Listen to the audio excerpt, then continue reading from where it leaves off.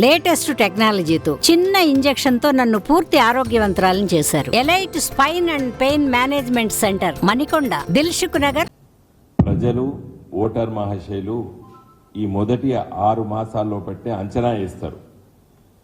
కొత్తగా ఎన్నికైన ఎమ్మెల్యే ఉండడం మొదటి 6 మాసాల్లో పెట్టే ప్రజలు ఒక నిర్ణయానికి వచ్చేస్తారు. ఇంకా మా ఎమ్మెల్యే పని చేసేటోడు, మా ఎమ్మెల్యే పని చేయనోడు, మా ఎమ్మెల్యే బాతకాన్ని పెట్టేటోడు, లేకపోతే మా ఎమ్మెల్యే శ్రమించేటోడు,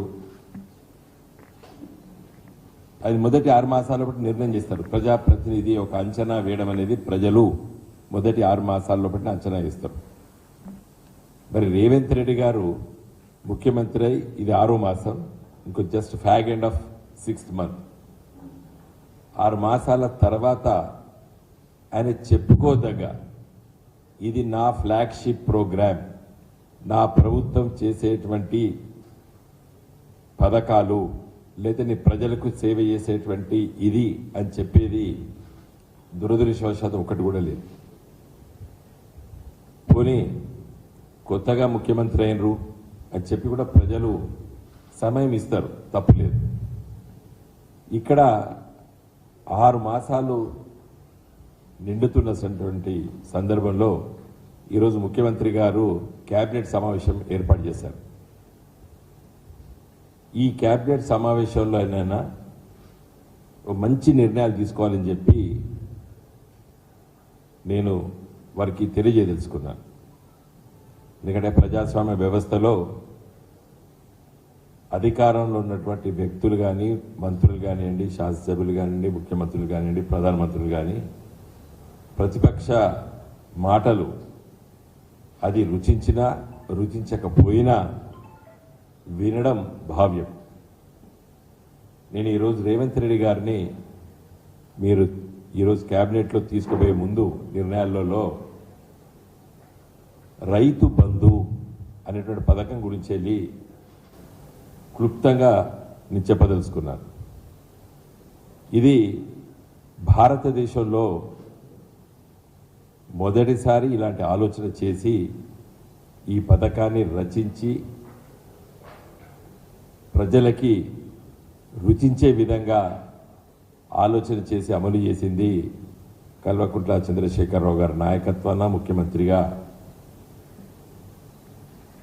ప్రభుత్వం తీసుకున్న నిర్ణయం ఇది. ప్రధానమంత్రి గారితో సహా చాలామంది ఎంపీలు, ఆ రోజు నేను ఎంపీగా ఉంటే పార్లమెంట్లో, స్వాగతించారు. ఈ గొప్ప ఆలోచన చాలా గొప్పగా ఉంది, ఇది మా రాష్ట్రంలో మేము అమలు చేస్తామని చెప్పేసి 2-3 రాష్ట్రాలు వాళ్ళ ముఖ్యమంత్రులు కూడా ఇక్కడికి అధికారులను పంపించి ఆలోచన చేసి దాన్ని అమలు చేశారు. ముఖ్యంగా ప్రధానమంత్రి మోడీ గారు కూడా పిఎం కిసాన్ అనేటువంటి పథకాన్ని కూడా దీన్ని దృష్టిలో పెట్టుకొని ఆలోచన చేసి అమలు చేశారు, అమలు అవుతుంది. రైతు బంధు అనేటువంటి పథకము ఎందుకో ఆలోచన చేశారు. ఇది గౌరవ ఆనాటి తెలంగాణ రాష్ట్ర తొలి ముఖ్యమంత్రి కల్వకుంట్ల చంద్రశేఖరరావు గారు, మేమందరం కూడా ఆ చర్చల్లో పాల్గొన్నాం.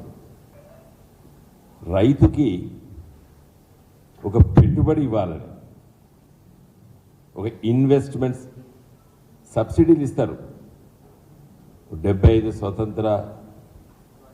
స్వతంత్రం వచ్చిన తర్వాత స్వతంత్ర భారతదేశంలో చాలా ప్రభుత్వాలు సబ్సిడీలు ఇచ్చాయి. కానీ this is nothing but investment, capital investment. Corporate భాషలో చెప్పాలంటే రైతుకి పెట్టుబడి ఇవ్వడం. ఎప్పుడు ఇవ్వాలి పెట్టుబడి? రేవంత్ రెడ్డి గారు కూడా, మరి వారు వ్యవసాయం చేశారో చేయలేదో నాకు తెలియదు, కానీ వ్యవసాయ కుటుంబాలు, సామాజిక వర్గంగా చూస్తే మనకందరికి తెలుసు, రోహిణి కార్తీ వచ్చిందంటే, అంటే మే చివరి వారంలో వస్తుంది రోహిణి కార్తీ. ఇంకొక 10 రోజులు అయితే రోహిణి కార్తీ వస్తుంది. రోహిణి కార్తీ వచ్చిందంటే తొలకరి జల్లులు పడతాయి, స్టార్ట్ అవుతుంది. ఎండ బాగుంటుంది తీవ్రంగా, అయినా వర్షం పడుతుంది. రైతు ఏం చేస్తాడు? సన్నకారు చిన్నకారు రైతులు బిక్కు బిక్కు అనుకుంటా అప్పు కోసం మరి ఆ ఊర్లో ఉన్నటువంటి ఆసాముల దగ్గర కానీ లేదా పెట్టుబడి పెట్టేటువంటి వ్యక్తుల దగ్గర తిరుగుతుంటాడు. విత్తనాల కోసం, దున్నడానికి ఖర్చు, ఒక డిఏపి బస్తా, ఒక యూరియా బస్తా, ఇవన్నీ సగటు రైతుకు అవసరం. నాటేయాలంటే పొలం దుక్కి దున్నాలి. అయితే ఇవి రైతు రోహిణి కార్తె వచ్చిందంటే పిల్లి కూనలాగా తిరుగుతూ అంటాడు ఇండ్ల చుట్టూ అప్పుల కోసం. ఒక ధైర్యంతో తన పంట పొలాలకు అడుగు పెట్టడు.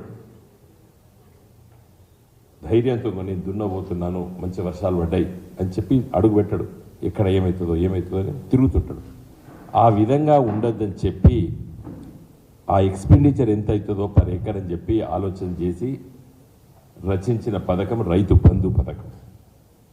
ఇదేదో రైతులకు డబ్బులు ఇచ్చే పథకం కాదు ఇది. The spirit of Rythu Bandhu ఎప్పుడు ఇవ్వాలది? రైతు తన పొలంలో కానీ తన చిలకలో కానీ అడుగు పెట్టి దున్నేటప్పుడు, దున్నిన తర్వాత విత్తనాలకి ఒక డిఏపి బస్తా, ఒక యూరియా బస్తా కొనుక్కోవడానికి కావాల్సినటువంటి పెట్టుబడే రైతు బంధు. దురదృష్టవశాత్తు రేవంత్ రెడ్డి గారి ప్రభుత్వము ఈ రైతు బంధు మొన్న ఎప్పుడు ఇచ్చింది? కోతలు కోసిన తర్వాత ఇచ్చింది. పంట చేతికి వచ్చి రైతు అప్పుడే అమ్ముకుంటున్నాడు, పైసలు వస్తున్నాయి, రైతుకు జేబులోకి పైసలు వస్తున్నాయి పంట అమ్ముకున్నప్పుడు. అప్పుడు రైతు బంధు ఇచ్చాడు, ఇప్పుడు కూడా ఇస్తున్నాడు. సరే, ఈ 6 months మంచో చెడో జరిగింది, పక్కకు పెడతాం. ఇప్పుడు ఇంకో 10 రోజులకు ఏమొస్తున్నది? రోహిణి కార్తె వస్తున్నది. ఈసారి ఎర్లీ మాన్సూన్ అంటున్నారు. అంటే జూన్ మొదటి వారం లోపల వర్షాలు పడితే అని చెప్తున్నారు, వాతావరణ శాఖ చెప్తున్నది. అందుకోసమే ఈరోజు క్యాబినెట్లో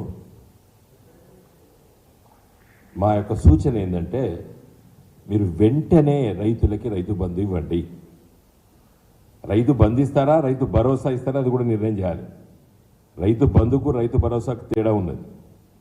రైతు బంధు 10,000 కేసీఆర్ గారు ముఖ్యమంత్రి ఉన్నప్పుడు ఇచ్చినటువంటి పథకం పేరు రైతు బంధు. 10,000 ఎకరానికి,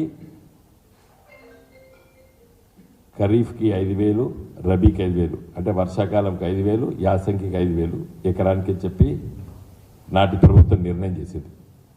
మీరు ఎన్నికలప్పుడు ఏమన్నారు? రైతు భరోసా అని దానికి పేరు పెట్టారు. పెట్టి 15,000 చేశారు. అంటే 7,500 రూపాయలు ఇవ్వాలి ఇప్పుడు మీరు ఎకరానికి. మీరు నిన్నటిదాకా ఇచ్చింది రైతు బంధు, ఇంకా మీ పథకం రైతు భరోసా మీరు ఇంకా అమలు చేయలేదు తెలంగాణ రాష్ట్రంలో. మరిన్ని వీడియోస్ కోసం ఛానల్ ని సబ్స్క్రైబ్ చేయండి. లేటెస్ట్ అప్డేట్స్ కోసం వాట్సాప్ ఛానల్ ని ఫాలో చేయండి. అండ్ లింక్ డిస్క్రిప్షన్ లో ఉంది.